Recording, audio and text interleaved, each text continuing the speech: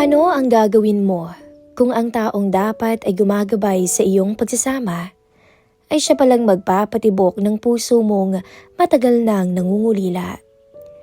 Kaya mo bang labanan ang init ng pag-aaruga ng isang lalaking bawal mong mahalin? Lalo na't ito ang kaisa-isang takbuhan mo sa tuwing wala ang iyong asawa. Ito po ang affair namin ng ninong kong si Dante. Magandang araw po sa iyo, Miss Callie, at sa lahat po ng ating mga tagapakinig. Ako pala si Rica, 25 anyos at bago pa lang sa buhay may asawa. Sumulat ako dahil gusto kong ilabas ang bigat ng nararamdaman ko. Isang lihim na hindi ko kayang sabihin sa kahit kanino. Mahirap ang mapag-isa bilang asawa. Lalo na kapag ang dapat nakasama mo sa bahay ay laging nasa malayo. Ang asawa kong si Fredo ay laging wala dahil sa trabaho niya bilang seaman. Kaya naman madalas ay ako lang ang mag-isa ang umaharap sa lahat ng gawain dito sa aming tahanan. Ang tanging takbuhan ko lang sa tuwing kailangan ko ng tulong ay ang ninong namin sa kasal na si Ninong Dante. Si Ninong Dante ay 45 taong gulang na. Pero kung titingnan mo siya, ay parang hindi tumatanda ang itsura. Napakamakisig niya, matangkad at laging maayos ang tindig. Byuda na rin siya ng matagal na panahon, kaya naman naging malapit na rin siya sa aming mag-asawa bilang isang tunay na pamilya. Dahil wala si Fredo, siya ang madalas kong tinatawagan kapag may kailangan akong ipaayos sa bahay o kapag kailangan ko ng tulong sa aming maliit na babuyan sa likod. Isang gabi, habang nagmamadali akong maghanda ng lulutuin sa kusina, ay aksidente kong nahiwa ang aking kamay gamit ng matulis na kutsilyo, kaya ito nagdugo. Tamang-tama naman na dumating si Ninong Dante sa aming pinto para maghatid ng kakanin na luto ng kanyang kapatid. Nang makita niya akong nasaktan ay agad siyang lumapit sa akin at kinuha ang aking kamay. "Naku Rica, ang lalim nito. Halika rito at gagamutin natin to." Wika niya na bakas ang pag-aalala sa boses. Pinaupo niya ako sa may silya at dahan-dahang nilinis ang sugat ko. Ramdam ko ang init ng kanyang mga palad habang hinahawakan niya ang aking kamay. Ang bawat dampi ng kanyang mga daliri habang inaalis niya ang dugo ay nagbigay sa akin ng kakaibang kaba. Natutuwa ako sa pagiging maalaga niya. Pagkatapos niyang bendahan ng sugat ko, ay hindi na niya ako pinayagang magpatuloy sa pagluluto. "Ako na ang tatapos nito, Rica. Maupo ka na lang at ako nang bahala sa lulutuin," sabi niya habang sinusuot ang apron. Pinanood ko siya habang mahusay siyang naghihiwa ng mga ricado. Napansin ko ang matipuno niyang braso at ang bawat galaw niya na parang kabisadong-kabisado ang ginagawa sa kusina. Sa mga sandaling iyon, nakaramdam ako ng seguridad na matagal ko nang hindi nararamdaman kay Fredo dahil sa dalas nitong mawala sa tabi ko. Dahil sa gabing iyon, nagsimulang maging mas malapit si Ninong Dante sa akin. Wala na akong ibang tinatawag kundi siya kapag kailangan ko ng tulong. Kahit sa maliliit na bagay lang. Minsan naman ay tumatawag ang asawa kong si Fredo para mangumusta sa pamamagitan ng video call. "Kumusta ka na riyan, Rica? Pasensya ka na't hindi pa ako makauwi dahil tambak ang trabaho rito sa site," sabi ni Fredo mula sa screen. Sinabi ko naman sa kanya ang totoo. "Huwag kang mag-alala, Fredo. Si Ninong Dante ang tumutulong sa akin dito sa bahay kapag nahihirapan ako. Lalo na dun sa pag-aalaga ng mga babuyan natin," paliwanag ko. Natuwa naman si Fredo at tinarap si Ninong Dante na nooy nasa kusina rin namin. "Ninong, salamat po talaga ng marami ah. Huwag niyo pong papabayaan ang asawa ko habang wala ako riyan. Kayo na pong bahala sa kanya," pakiusap ni Fredo. Sumagot naman si Ninong Dante nang may kasamang ngiti. "Huwag mag-alala, Fredo. Ako nang bahala sa inaanak ko. Sisiguraduhin kong maayos siya rito." Matapos ang video call na iyon, ay sabay kaming naghapunan ni Ninong Dante. Sobrang sasarap ng mga niluto niya. Parang pang-restaurant ang lasa ng adobo at sinigang na inihain niya sa akin. Habang kumakain kami, ay hindi ko maiwasang mapatanong tungkol sa buhay niya. Ninong, kung hindi niyo po mamasamain, ano po bang kinamatay ng dati niyong asawa? Tanong ko ng dahan-dahan. Huminto siya sandali at uminom ng tubig bago sumagot. Nagkasakit ang asawa ko.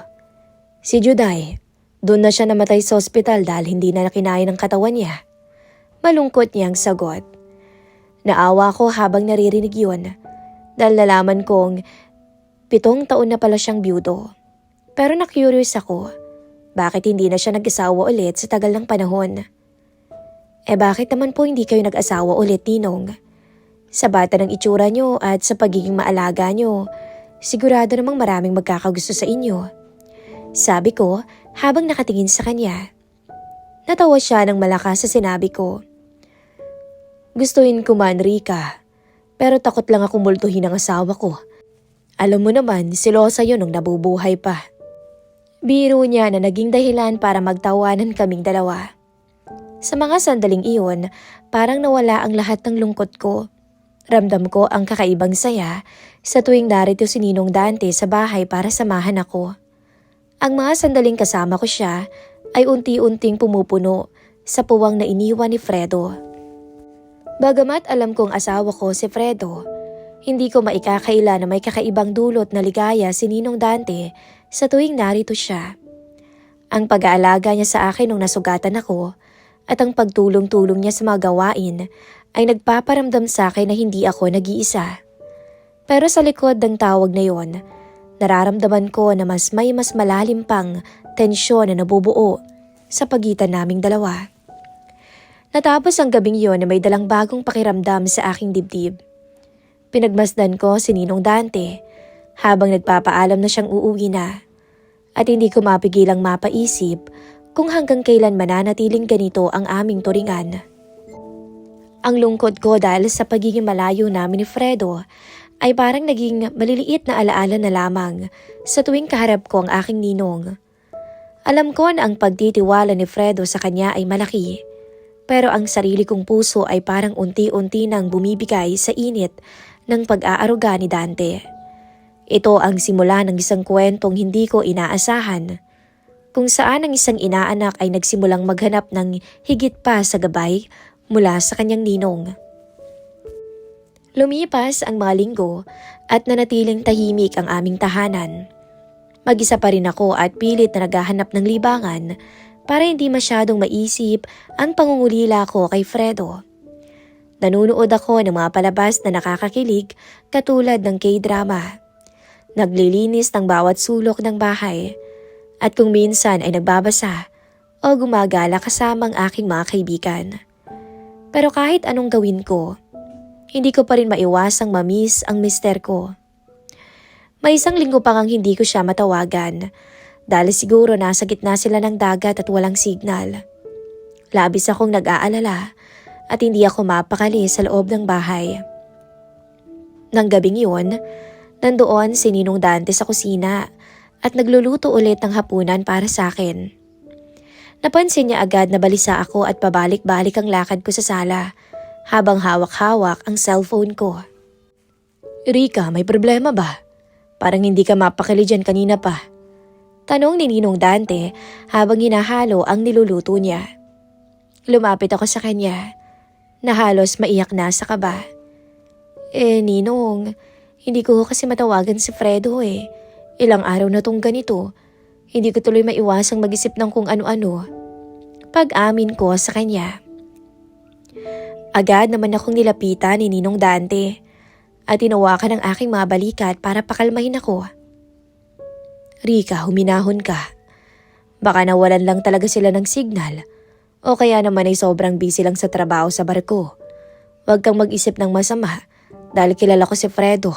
Tapat na tao yon at hinding-hindi magloloko sa'yo. Pangungumpisal niya sa akin para pagaanin ang loob ko. Dahil sa mga salita niya, unti-unti akong kumalma.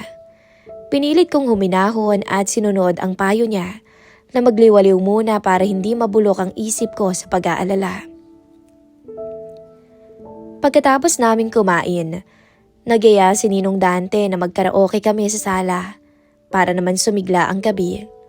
Naglabas din siya ng kaunting alak at doon ay nagsimula kaming magkantahan at magkwentuhan ng kaming dalawa lang. Habang tumatagal ang gabi at unti-unti nang bumibigat ang tama ng alak sa akin, biglang nag-iba ang takbo ng usapan. Tumingin sa akin ng malalim si Ninong Dante at itinanong ang isang bagay na nagpagulat sa akin. Rika, paano mo ba nakakaya na wala sa tabi mo ang asawa mo? Yung pakiramdam na hindi kanya nabibigyan ng init na kailangan ng isang babaeng katulad mo. Tanong niya na parang may ibang pahiwatig. Nahiya ako sa tanong na yun at naramdaman ko ang pag-init ng aking pisngi. Ninong naman, syempre may hirap no. Naghahanap din naman ako ng init niya pero kailangan magtiis para sa kinabukasan. Sagot ko habang nakayuko. Pero laking gulat ko nang bigla niya akong akbayan ng mahigpit at ilapit ang kanyang mukha sa akin. Binulong niya sa aking tenga ang mga salitang nagpatindig ng aking balahibo. Nandito lang naman ako sa tabi mo. Kung sakaling naghahanap ka ng init, Rika, hindi mo kailangang magtiis ng mag-isa. Bulong niya na may kasamang malalim na paghinga. Hindi ko alam kung dala lang ba to ng alak o seryoso siya. Pero hindi ako nakakibomis kali dahil na rin sa bilis ng tibok ng puso ko. Matapos ang gabing iyon, naging awkward ang pakiramdam ko sa tuwing kaharap ko ang aking ninong. Pilit ko siyang iniiwasan at hindi ko na siya masyadong kinakausap dahil natatakot ako sa kung anong pwedeng mangyari. Pero dumating ang isang gabing napakalakas ng ulan. Halos 6 na buwan na akong nalalanta at parang tuyong lupa na naghahanap ng dilig. Hindi ko na rin mapigilan ang pag-auhaw ng aking katawan sa atensyon at haplos ng isang lalaki.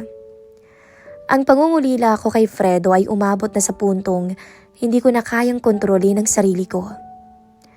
Habang nakaupo ako sa may sala at nakikinig sa patak ng ulan, narinig ko na may kumatok sa may pinto. Alam kong si Ninong Dante yun dahil siya lang naman ang pumupunta rito sa ganitong oras para maghatid ng mainit na sabaw dahil alam niyang malamig ang panahon.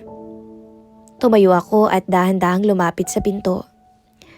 Bago ko pa buksan to, inalis ko ang jacket ko at iniwan ang isang manipis na puting see-through dress na suot ko. Yun lamang ang tinara ko sa aking katawan. Ramdam ko ang kaba, pero mas nangingibabaw ang pagnanais kong mapunan ang pangangailangan ko bilang babae. Nang buksan ko ang pinto, tumambad sa akin si Ninong Dante na may dalang mangkok ng sabaw. Pero agad siyang napatigil at muntik nang mabitawan ang hawak niya nang makita ang itsura ko. Sa ilalim ng liwanag ng sala, bakas na bakas ang night dress na suot ko, pati na ang hubog ng aking katawan. Nanlaki ang mga mata ng matanda at napalunok siya habang nakatingin sa akin mula ulo hanggang paa. Rika, bakit ganyan ang itsura mo? Nauutal niyang tanong habang hindi maalis ang tingin niya sa akin. Ngumiti ako ng bahagya at inila siya papasok sa loob ng bahay. Malamig po kasi ang gabi . At gaya nga ng sabi niyo nung nakaraan, baka kailangan ko na ng init para hindi na ako manginig sa lamig. Sagot ko sa isang malambing na tono. Sinara ko ang pinto at doon ko naramdaman ang tensyong matagal nang namumuo sa pagitan naming dalawa. Hindi na siya nakapagsalita pa dahil ang kanyang mga mata ay nagsimula ng mag-apoy. Ang kuryenteng dumadaloy sa aming mga balat nang magdikit kami ay sapat na para malaman kong wala nang atrasan ang gabing to. Naramdaman ko ang mabilis niyang paghinga habang nakatitig sa aking mga mata. Ang pag-aalaga niya bilang ninong namin ay unti-unti nang napapalitan. Sigurado ka ba rito, Rika? Mahina niyang sabi. Pero ramdam ko na hindi na rin niya kayang pigilan ang kanyang sarili. Hinawakan ko ang kanyang kamay. Sigurado po ako, Ninong. Pagod na akong mag-isa. Pagsusumamo ko sa kanya. Sa gitna ng tunog ng lakas na ulan sa labas, parang huminto ang mundo sa loob ng aming bahay. Ang bawat sulyap at bawat haplos ay may dalang pangako ng isang gabing hindi namin malilimutan. Alam kong bukas ay kailangan kong harapin ang konsensya at ang katotohanang niloloko ko na ang asawa ko. Pero sa mga sandaling to, tanging ang init ni Ninong Dante ang gusto kong maramdaman. Matapos ang gabing yun, nagising ako na may mabigat na pakiramdam sa aking dibdib. Ang dating panunuyo ng aking pakiramdam ay napalitan ng isang malagkit na konsensya. Dahan-dahan kong kinuha ang aking cellphone sa ibabaw ng lamesa at mula doon, nabasa ko ang isang mensahe mula kay Fredo. Sinabi niya na naaksidente siya sa barko dahil sa malakas na alon, pero maayos na ang lagay niya at nagpapagaling na lang. Sa bawat salita ng paglalambing niya sa text, parang sinasaksak ang puso ko. Habang nag-aalala siya sa akin mula sa malayo, heto ako at nagpapakasarap sa bisig ng aming ninong sa kasal. Nang magising si Ninong Dante, bakas rin sa kanyang mga mata ang pag-aalinlangan. Rika, humihingi ako ng pasensya sa nangyari sa atin. Nadala lang din ako ng tuksot ng pagkakataon. Mahina niyang sabi habang hindi makatingin ng diretsyo. Umiling ako at pilit na pinigilan ng luha. Huwag po kayong humingi ng tawad. Kasalanan ko to. Ako ang nagsimula. Dahil sa sobrang pangungulila ko kay Fredo. Sagot ko. Napagkasunduan namin ng umagang yun na kailangan naming kalimutan ang lahat. Itatago namin ang sikretong to at babalik sa dati naming turingan bilang magninong. Lumipas ang mga araw na puno ng pag-iwas. Tuwing dadaan si Dante para maghatid ng gamit o tumulong sa babuyan, halos hindi na kami magkibuan. Pinilit kong ibinuhos ang lahat ng atensyon ko sa pakikipag-usap ko kay Fredo sa video call. Sinisigurado ko na lagi akong masaya kapag kausap siya. Pero sa tuwing ibababa ko ang tawag, nandoon pa rin ang takot. Paano kung malaman niya? Paano kung magkaroon ng lamat ang aming pagsasama dahil sa isang pagkakamali? Ang bigat ng aking lihim ay parang isang tanikala na lalong nagpapahirap sa bawat hakbang ko sa loob ng aming tahanan. Ngunit ang lahat ng takot at pagsisisi ko ay biglang naglaho nang makatanggap ako ng isang mensahe mula sa isang malapit na kaibigan na nasa ibang bansa rin. May pinadala siyang mga larawan kung saan makikitang may kasamang ibang babae si Fredo sa isang restaurant. At hindi lang basta kaibigan ang turingan nila base sa kanilang mga kilos. Doon ay labis akong nasaktan. Ang akala kong tapat na asawa na nagpapakahirap sa barko ay matagal na pala akong niloloko. Ang lahat ng pagsisisi ko kay Dante ay napalitan ng matinding galit. Sa sobrang sakit ng aking nararamdaman, muli akong tumakbo kay Dante para magsumbong at ilabas ang lahat ng pait sa aking puso. Tingnan niyo ho to, Ninong. Habang sinusubukan kong maging tapat at mamatay sa konsensya, heto palang ginagawa ni Fredo. Sumusumbat kong sabi habang pinapakita ang mga larawan. Doon naman ako muling kinomfort ni Ninong Dante. Hinayaan niya akong umiyak sa kanyang dibdib hanggang sa mapagod ako. Sa mga sandaling iyon, naramdaman ko na maling magsisi ako sa nangyari sa amin ni Dante. Dahil mas malala pa pala ang ginagawa ng asawa ko, na dapat ay siyang nagpoprotekta sa akin. Ang aking sugatang puso, Miss Callie, ay unti-unting naging mapangahas. Tumingin ako kay Dante ng may bagong determinasyon. Ituloy na natin to. Wala na akong pakialam ko anong sasabihin ng iba. Hamon ko sa kanya. Mula noon, hindi na kami natakot. Naging mas madalas ang aming lihim na pagtatagpo. Sa kabila nito, nandun pa rin ang komunikasyon namin ni Fredo. Pareho kaming nagsisinungaling sa isa't isa. Siya, nagkukunwaring tapat na asawa. At ako, nagkukunwaring walang alam habang tinatamasa ang init na binibigay ni Dante. Gusto kong maging patas kami. Kung hindi siya makakapagpigil sa ibang bansa, maging ako rin naman ay may karapatang kumuha ng dilig para sa aking nalalantang damdamin. Naging masigasig si Dante sa pag-aalaga sa akin. Hindi lang sa usaping pisikal, kundi pati na rin sa pagsuporta sa mga pangangailangan ko sa bahay. Hindi ko na inisip ang sasabihin ng ibang tao. Ang mahalaga sa akin ay ginhawa at ligaya na nararamdaman ko sa tuwing magkadikit ang aming mga balat.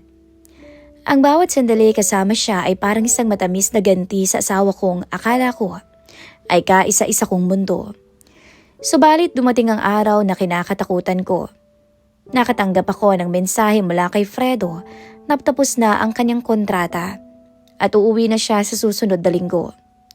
Doon ako muling nakaramdam ng kaba. Hindi ko alam kung anong gagawin ko kay Dante, lalo na sa aming tagong relasyon. Nang dumating ang araw ng pag-uwi ni Fredo, sinundo ko siya sa airport nang may malaking ngiti sa aking mga labi. Umakto ako na parang wala lang, na parang isang tapat na asawang naghintay ng matagal. Yumakap ako sa kanya ng mahigpit habang sa likod ng aking isipan ay ang imahe ni Dante. Sa aming pag-uwi sa bahay Miss Callie, nandun din si Dante para bumati. Nakita ko ang palitan nila ng tingin ni Fredo.